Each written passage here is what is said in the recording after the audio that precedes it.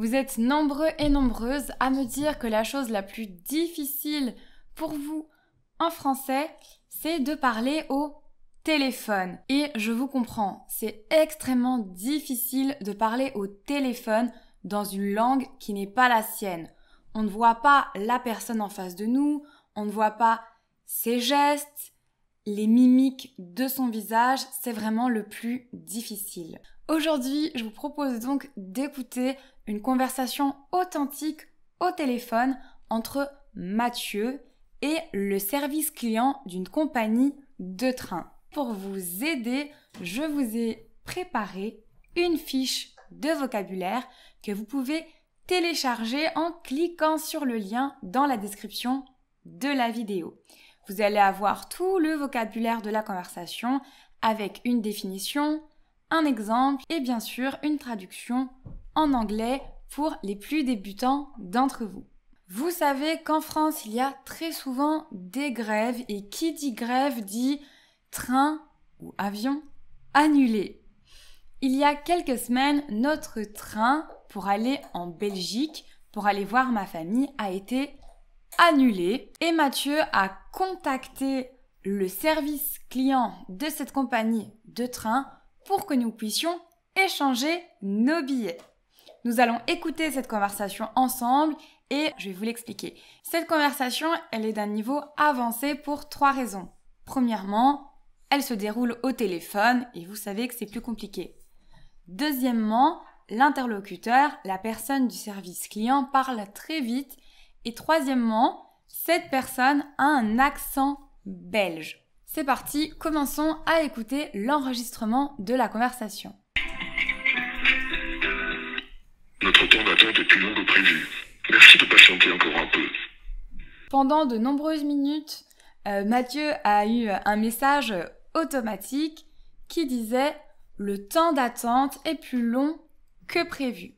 Le temps d'attente, c'est le temps, la durée pendant laquelle tu dois patienter pour que quelque chose se produise. Donc le temps d'attente, c'est le temps qu'il reste au téléphone avant d'avoir quelqu'un à qui parler. Au début, quand Mathieu a téléphoné, le message disait « Vous avez 5 minutes à attendre ou 10 minutes à attendre », mais au final, il a attendu plus d'une demi-heure. Donc, le message annonce que le temps est plus long que prévu, que ce qui était planifié au départ.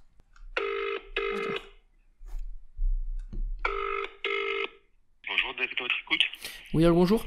Je vous appelle parce que j'ai reçu un email m'indiquant que mon train avait été annulé, donc j'aimerais procéder à un échange, s'il vous plaît.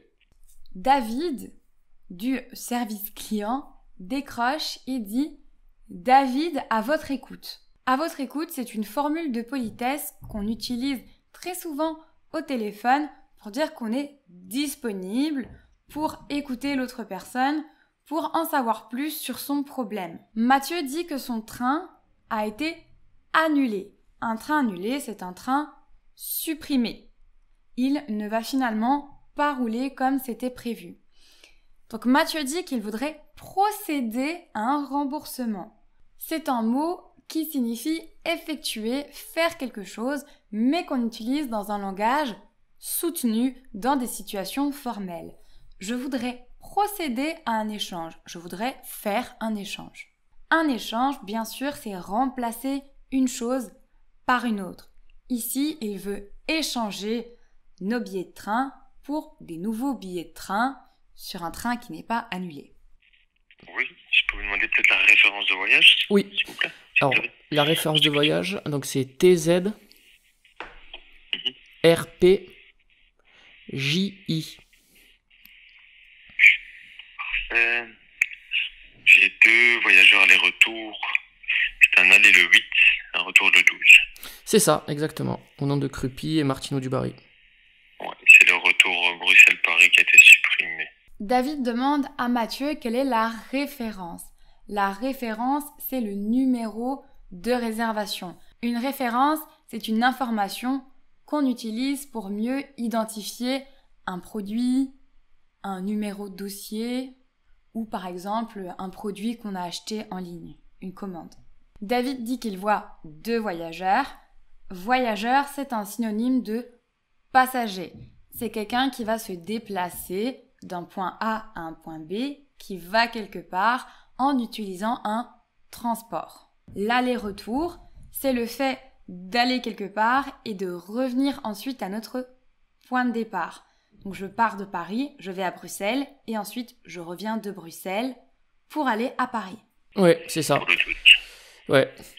Donc, Attends, je regarde les disponibilités que j'ai. Donc là, il parle très vite. Donc n'hésitez pas à aller en arrière dans la vidéo pour mieux entendre. Il dit un petit instant. Un petit instant.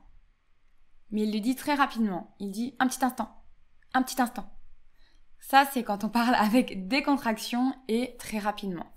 Un petit instant. Je regarde les disponibilités. Les disponibilités, ce sont dans ce cadre les places libres. Il va donc regarder s'il y a un autre train qu'on pourrait prendre à la place. Dites-moi, je t'écoute. oui, alors, en fait, on avait un train qu'on aimerait prendre à la place du coup du retour le 12, qui serait donc le 13 à 15h16. Le 13, donc, le jour d'après, le jeudi. Oui, Si j'ai la disponibilité, 15h16, oui, c'est ça ici. Il faut juste savoir qu'il n'y a aucun frais additionnel, ok. rien à régler, mais que le nouveau billet n'est plus modifiable. Il faut être certain de voyager alors le 13 à 15h16. Mathieu demande si on peut changer le billet de train pour prendre un train un autre jour.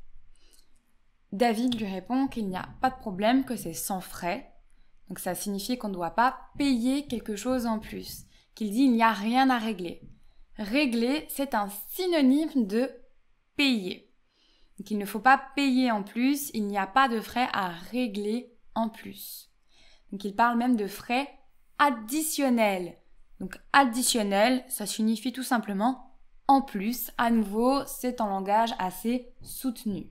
Il précise par contre que les nouveaux billets ne seront pas modifiables. Donc on a choisi une nouvelle date et une nouvelle heure pour nos billets de train. On ne pourra plus les modifier, on ne pourra pas les changer. Ils ne sont pas modifiables. Si la compagnie procède à une annulation, j'imagine que on peut refaire Oui, bien un entendu. échange. Oui, ça oui, bien entendu. Ça fait toujours droit à la prévente si le train est à nouveau supprimé. Normalement, ce ne sera pas le cas à 99%. Mais bien entendu, s'il y a quoi que ce soit en dernière minute, bénéficiez toujours de la prévente. Ça, c'est certain. Mathieu demande si, par contre, le nouveau train est à nouveau annulé par la compagnie, si dans ce cas précis, nous pourrons avoir d'autres billets. Et là, David répond « Bien entendu ».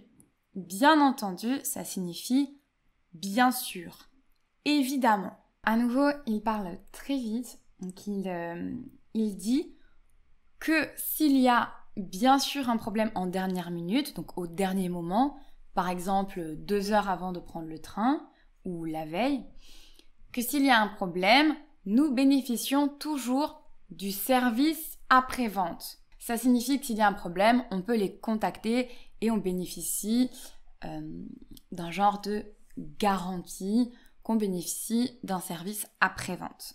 Ok, bon bah ouais, c'est parfait. Donc 15h16 pour 2 passagers le jeudi 13.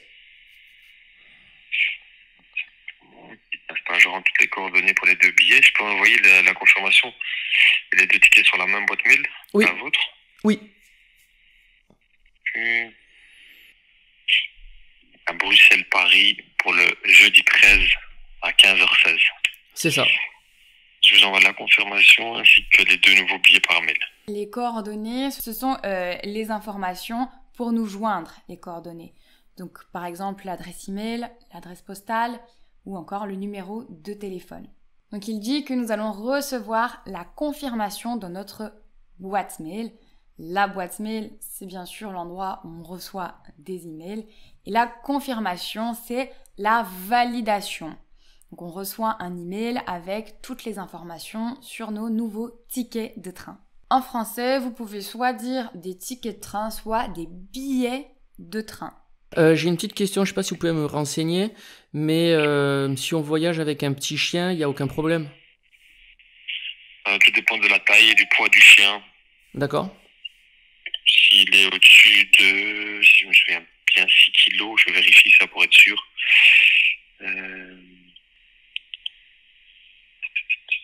Donc, petit chien de moins de 6 kilos peut voyager gratuitement. D'accord. Ah bah super. Et voilà, si vous avez je ne sais pas dans quoi vous le transportez exactement, si vous avez quelque chose ou si vous On a une petite cage. On a une petite cage. Parfait alors, c'est parfait alors. Pendant cet appel, Mathieu en profite aussi pour se renseigner sur le voyage. Il va demander si cela pose problème de voyager avec un petit chien. David lui répond que cela dépend du poids et de la taille de l'animal. Donc le poids, c'est combien il pèse, par exemple 2, 3, 4, 5 kilos. Et la taille, c'est sa grandeur, sa hauteur. Pour un humain, on parle toujours de la taille. Donc il dit qu'il va vérifier, il va regarder sur son ordinateur quelles sont exactement les conditions. Il va contrôler l'information. Il dit que les chiens de moins de 6 kilos, donc qui sont petits, qui pèsent moins de 6 kilos, peuvent voyager gratuitement. Donc il n'y a pas à payer pour que le chien puisse voyager. David va demander à Mathieu si on a quelque chose pour transporter le chien. Mathieu répond que nous avons une cage. Donc en effet, nous avons un sac de transport dans lequel nous mettons notre chien quand nous voyageons en train ou en voiture. Donc il dit c'est super. Bon bah super. Alors, Merci rien à beaucoup. payer, rien à régler. Parfait. Merci beaucoup. Voilà, je vous en prie. Bonne journée. Au Bonne revoir. journée, monsieur. Au revoir. Ils se disent au revoir. Mathieu remercie David et David lui dit « Je vous en prie ». « Je vous en prie », c'est une formule de politesse. C'est un synonyme de « de rien », le plaisir est pour moi. Donc, si vous rendez service à quelqu'un, que la personne vous dit merci, elle peut vous dire « Je vous en prie ». Ça signifie « Il n'y a pas de quoi, de rien ». Voilà, cette conversation est terminée. J'espère que ça vous a plu, que vous avez pu apprendre du nouveau vocabulaire en situation. N'oubliez pas que vous pouvez télécharger la fiche de vocabulaire de ce dialogue en cliquant sur le lien dans la description de cette vidéo. Si vous avez aimé la vidéo, mettez un j'aime. Si vous n'êtes pas encore abonné, abonnez-vous et activez la cloche. Et surtout, dites-moi si vous voulez plus de vidéos comme celle-ci, plus de conversations authentiques à analyser ensemble. Je vous dis à très vite.